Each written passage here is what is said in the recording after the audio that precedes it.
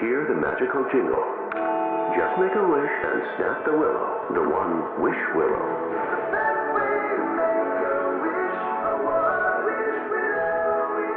What are you wishing for? Make your wish come true with the One Wish Willow.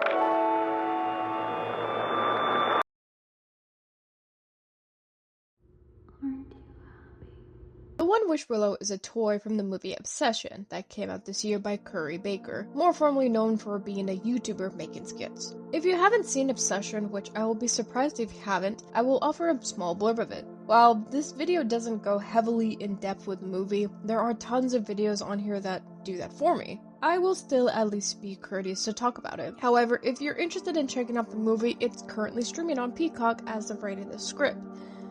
Not intentional in the timing.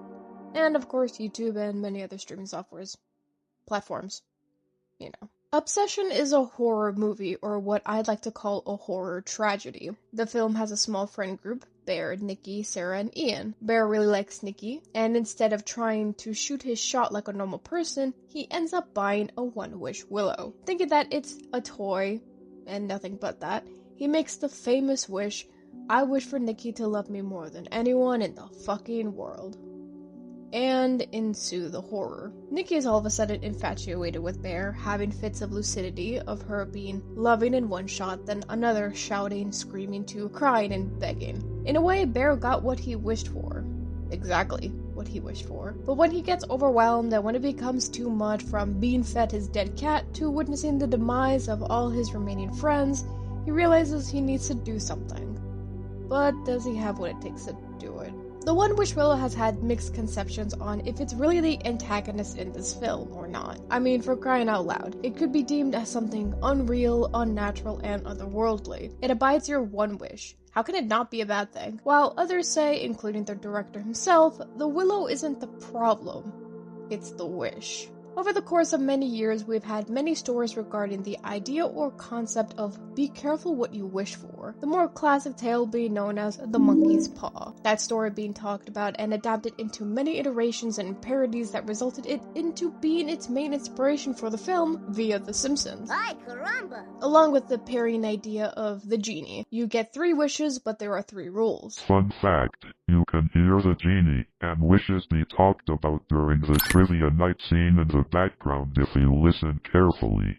The question being what blue character from a movie grants the character 3 wishes. Thank you, TV. The main rules of the genie that we all know is 1. Do not ask for more wishes. 2. Do not wish to make someone fall in love with you. And 3. Do not wish to revive the dead. 1 and 3 have been relatively self-explanatory, but never so much number 2. The idea of wishing for someone to fall in love with you has never been done clearly. Well, sure, you could say we may have had one-off concepts or ideas of it, like an episode in Supernatural, being hypnotized, or a magical spell, but never the toll it could take if it were to go too far. The idea of the wish itself is more crazier than the said willow. The willow itself is only really the husk of it. It's only the thing that is able to fulfill the wish. The responsibility of it falls on the person. In a way, you could also say with great power comes great responsibility. The origins of the One Wish Willow itself is labeled to be nothing but a novelty toy in the 80s, one that didn't do so well later on and was slowly being pulled from shelves. But in recent years, it would pop up now and again in certain stores in some areas. While it's considered a novelty toy on the internet, people gave mixed reactions when Bear was looking up other people's experiences with it. Whether it was real or fake, some people said it's antique, meaning it's just a collector's item now. Some said it didn't work and it's utter garbage, while others say yes, it does work. But whatever they wished for is left for ambiguity. This is why when people say be careful what you wish for, they heavily emphasize as well, be careful how you say or word it. That is your key factor in whether your wish is the best thing in the world or you just actively fucked yourself over in every way possible, and also maybe the people around you. I wish to be big. You didn't say how big. Now you're either an adult when you weren't. You are actively inhumanly huge for your size, or the latter. Things like these are very crucial and most people take those for granted. Clearly with Bear and the wish for Nikki. If you were to phrase it as, for example, I wish for Nikki to love me, maybe it would have been less harsh. It wouldn't have been quote-unquote as crazy, but that all is just a hypothetical and hypothesis. It is still the wish of Nikki to love Bear. If the movie were to have panned out the same, the moment Bear realized or stopped being in love with her, maybe she still could have snapped, because in a way she is still following his wish. The scariest part of the entire wish as a whole is all autonomy for her is gone. It's not taken into consideration or granted. She's actively looking through the lens of someone having her life when it's something she'd never do. This freaky Nikki isn't her. When the small pieces of her come through, when she asks and begs to be killed because this is all just too much, she would never be with Bear, and things like that. Bear has the goal to ask, what is so wrong being with me? The One Wish Willow isn't evil. It's you. You are the monster. You are the one with this intent for harm. Intention is often a key factor regarding wishes. When people are given something that can grant them anything, this can affect people in different ways. From being more humble and wishing for the smaller things, to people who are jealous of others and wish for their downfall to feel better about themselves.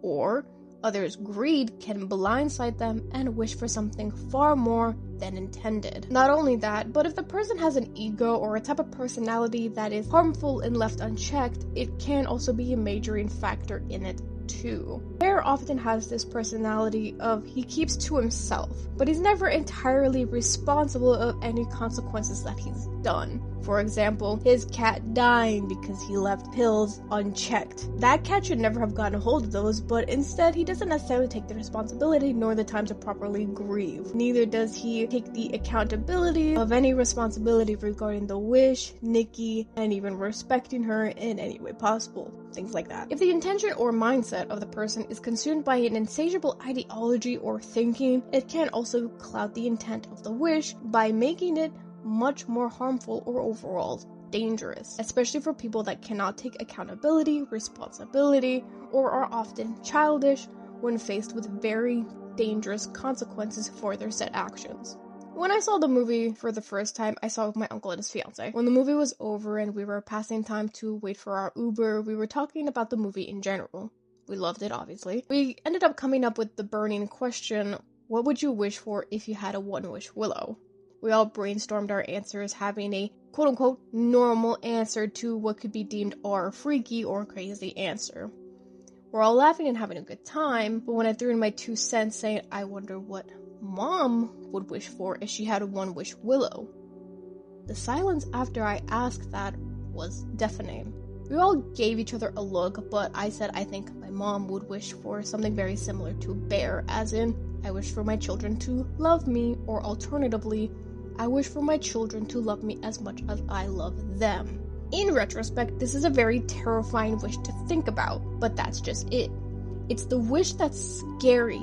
Giving someone something that can grant them anything, what would they use it for? And especially if you know how that person is, acts, or is like. Especially for people that are often lonely or feel lonely, constantly guilting themselves, or never really seeming like the bad guy in any of their situations that they've come across. Another example can be given by this diagram. You and the person guess the type of wish each of you would make. The likely chance you guessed correct can be good if it's a sign to prove you do know each other as well as you thought. But if the answer that is given appears to be out of left field, it can be much more of a warning or tell of what their intentions or ambitions are more laid at.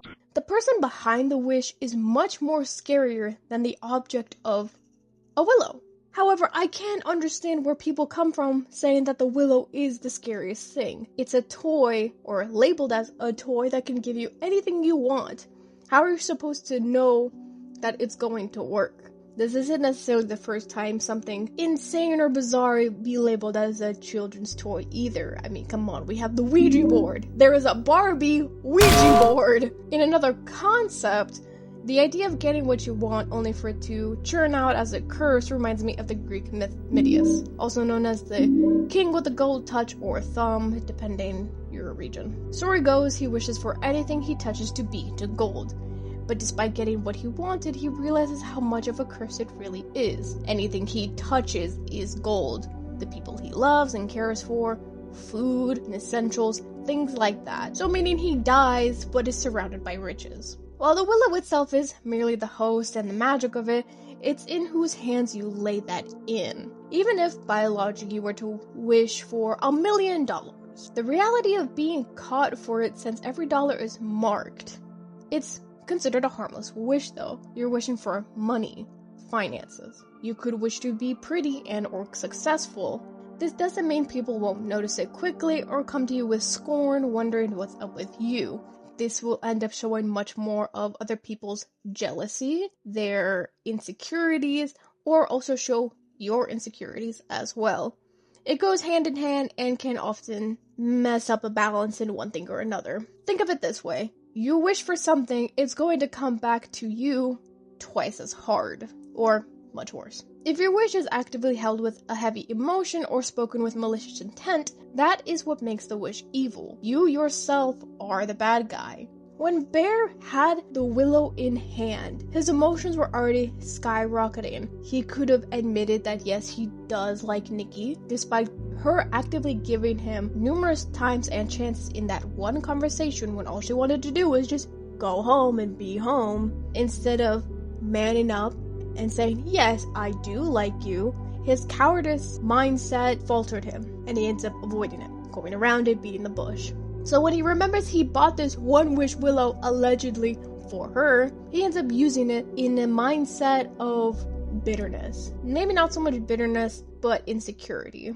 He wants Nikki to love him, and instead of thinking more carefully or considerate and actually taking it seriously, he ends up saying the famous wish. He ends up using it for himself. That could be more of a selfish mindset, all because he was too insecure and scared to take this step, this leap forward, to tell Nikki this one thing. Sure, he could have said it normally too, that I wish for Nikki to love me, in the most happy, cheerful tone, but there's still going to be something at least off about it. In some regard, because your intent is you being with Nikki. You got what you wanted, but are you willing to take that responsibility of receiving what you've got? That is what makes your wish evil. You yourself are the bad guy. Not the branch of a willow tree, only the branch of what your mind can conjure, just to get exactly what you want. Would it be worth it in the end? Or will you realize it when it's all too late? Hi! Just a quick announcement before I end off this video. I got 2 things! I have a shop open! Hooray! I've had it open for a while now, slowly adding more stuff as I go. I sell charms, posters, standees, and I'm currently working on more as it goes on. I have an obsession poster and a One Wish Willow sticker if you're interested, given this video is talking about obsession. But I also have other stuff too, from other fandoms and original characters and things like that. If you'd like to help financially support this channel, I now also have a Ko-Fi. Feel free to leave a tip there, or even just buying anything from my shop. No pressure or anything like that. You are more than welcome to at least check it out, or just do a little window shopping here and there. I'd also like to shout out my uncle's YouTube channel. If you like videos that talk about movies or what can be taken out and broken down in films that makes you question the mind, check out his channel, Cut Real Deep. It's his first time doing YouTube and wants to share his love for films. I'll leave his channel in the description below, and all the following social medias I mentioned can be found there as well, on top of other social medias you can follow me on and check me out. I'm Randomnerdblogs, formerly known as Crane, and thanks for staying nerdy with me.